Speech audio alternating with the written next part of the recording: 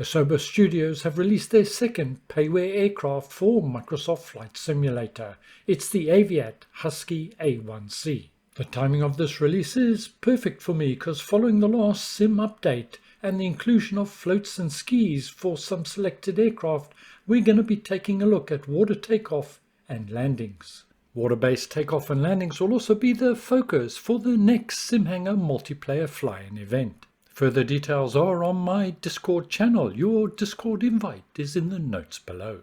In addition to looking at the Husky, we're going to cover the basics of waterborne landing and takeoffs. Welcome to the SimHanger. My name's Mark and let's get started.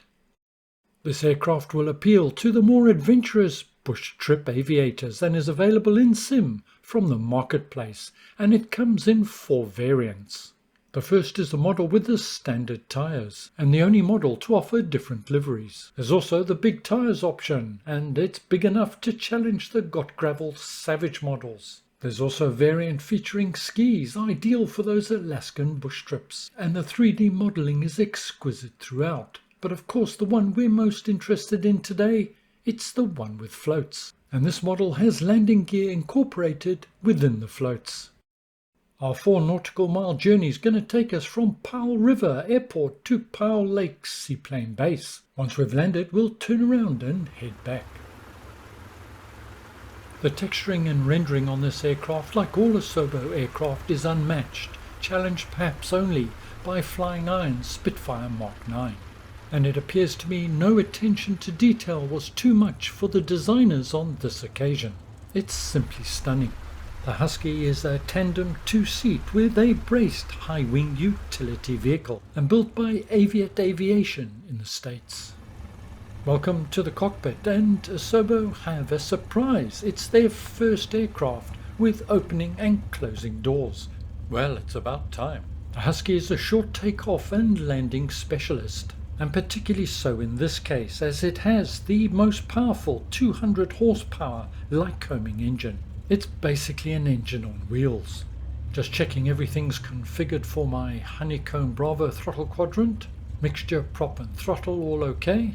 I've turned the sounds down for this recording, but they're exquisite. A lovely throaty gurgle. Just put my landing lights on as I'm on the runway, and there's also cockpit lighting available. The Husky comes with a fairly comprehensive set of instruments, including the Garmin Era 796. And I love this model's versatility and simplicity. We can bring up the map view, that's our route. As you can see, the mouse pointer is offset, and that wasn't the case in the cockpit. It was fine. Must have something to do with my 4K recording and the monitor I used it on. Anyway, ignoring that for now, in the real world the Garmin is touch sensitive.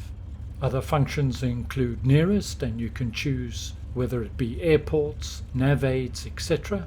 Something that's always handy if you run into trouble. You can also have a look at your flight plan. Today's flight plan is very simple, just A to B. And interestingly, this version includes 3D vision. I was initially concerned about this in terms of frame rates, but it's overall frame rate friendly. Let me just set my barometer quickly. I haven't set that. I need that for takeoff. My transponder code is set and it's on alt, which it should be. Now let's just take a quick look around the cockpit and see what we've got. On the left there is the flap handle, 2 stages of flaps, and in what I think is a fairly awkward place is the elevator trim. The seating in the Husky is tandem, one behind the other, and the co-pilot or passenger also can control the aircraft. But unlike the Cub, the normal pilot position is the front seat. On the right hand side of the pilot we have a number of switches for lighting and a visual indicator of fuel level in the right tank. And pretty much the same thing on the left hand side.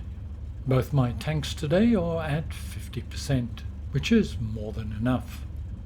The water rudders are held up by a tension wire, and simply release the wire and the rudders will go down, and lift it up, they'll go up. Pretty basic but effective.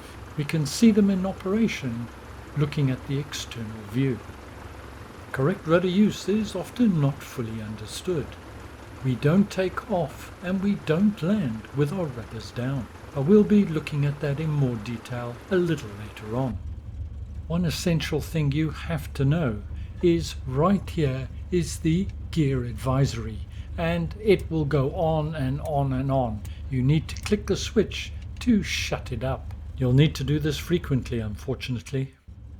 We're lined up runway 27 and ready to go. By clicking the bar here, we release the parking brake, and now I have differential brakes. And although it's a long runway today, I don't really need flaps. Just to show how quickly it gets up in the air, I'm going to go flaps 1 notch down. The large panel on the right is the engine management panel. This is an exceptionally powerful aircraft. It's very easy to damage the engine. Let me demonstrate by pushing the throttle forward. Keep your eye on the RPM. My prop lever is fully forward. And before I even reach full throttle, you can see caution, engine overspeed warning as soon as the RPM hits 2,700. So when flying this aircraft, the use of the prop lever is critical. You saw as I pulled the prop lever out, so the RPM dropped. On takeoff, you don't need full throttle normally, and once you're up in the air, you're very quickly pulling back on the prop lever to maintain a stable engine.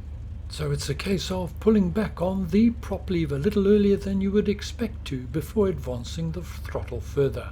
I'm not slamming it forward, I'm moving it slowly with one eye on the RPM gauge at all times. It's very easy to overstress the engine even when being careful, so keep watching that RPM gauge.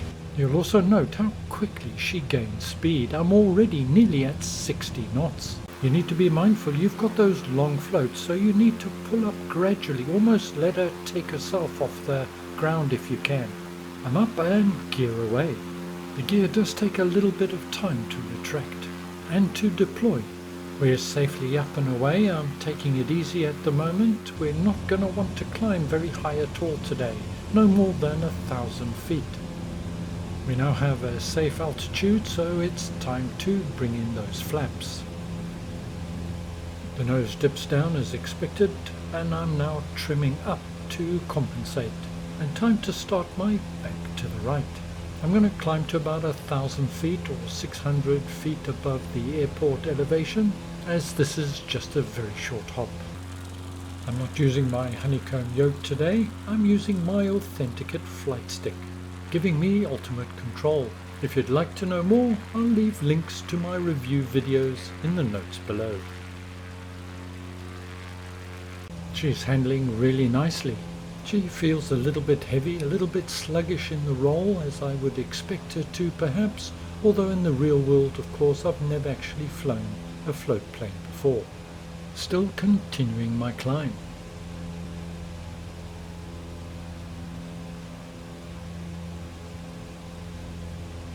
I have to say I'm very impressed with this plane. If you like it low and slow and you like your STOL aircraft, this is for you. In my opinion, this is great value for money. It cost me just under £13 and has a level of detail and texturing missing in third-party aircraft, or some third-party aircraft, at more than twice the price. Now coming over Powell Lake, and I'm flying almost exactly on the downwind leg with a planned landing on runway 16, and it's time to start thinking about my descent. Now cutting my power, and I'm going to start a slow descent.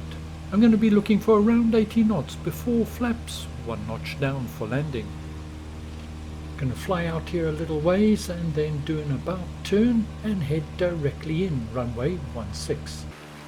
Now starting my turn, I'm at 80 knots and I'm 1 notch down on the flaps. Altitude is 700 feet, 500 feet above the water level, and I'm on a relatively short but controlled final approach. Prop lever now pushed all the way in.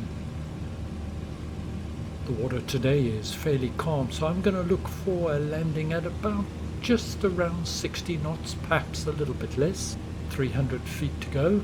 Winds are relatively light, so just the 1 notch of flaps will do today. I've got plenty of runway. My airspeed is controlling my rate of descent. The key to a successful landing is a shallow flare. You want to keep those front scoops out of the water initially, otherwise a nose over is a real possibility. Cutting back on the throttle now, 70 knots, 100 feet to go. My water rudders remain in the up position.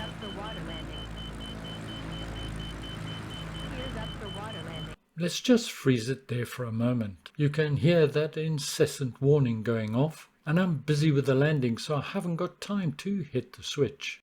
Let's just cover off why we land with our water rudders up. We tend to think of water as a fairly soft surface, but when you factor in the speed that you're traveling and rate of descent, it can be quite hard. So the first reason we land with our water rudders up is damage. The risk to damaging the rudders if they're down is increased considerably. If you damage your water rudders, there's the risk you can't steer the aircraft post-landing, and that could be very dangerous. There's a further risk to damage to the water rudders if they're down, and that is you're never sure quite what's floating in the water. And the second reason is simply because of control. Any sudden movement of the rudders at speed could result in loss of control and increase the risk to passengers and aircraft. Also note the relatively shallow flare, whilst at the same time ensuring that I keep the front of the floats out of the water on initial touchdown. Keeping a bit of back pressure on the flight stick, and as I slow, so I increase that back pressure. My airspeed is now dropping fairly quickly, and I'll deploy the water rudders now at about 20 knots. You'll be relieved to know I've finally hit the switch, and now just testing the rudders, making sure that I've got reasonable control. My flaps are now fully retracted. Of course, landing on water you've got no brakes, so you need to factor that in, and again, depending on the water conditions, you can use a slight snaking movement to slow yourself down. I don't profess to be an expert in terms of water landing, so if I've missed something important, please comment below, so we can all get the benefit of your expertise. Let's now turn our attention to taking off on water, and the same principles apply. Full back pressure on the stick initially to keep the floats out the water. As I gain speed, I'll slowly move that forward back to neutral, and once we get up onto the water step or plane, I'll actually push the stick forward to help gain speed. My water rudders remain down initially so I can align myself with the runway.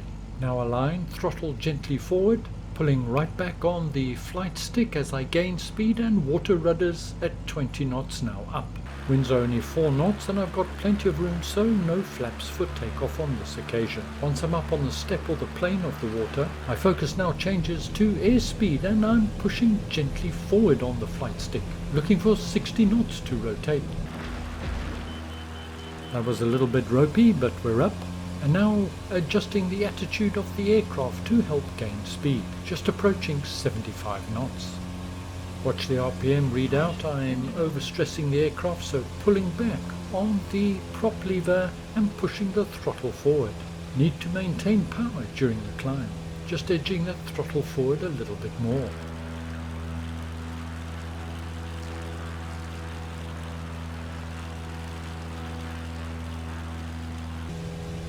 Now touching safe speed, 80 knots, and I can now start to turn and head back to the airport.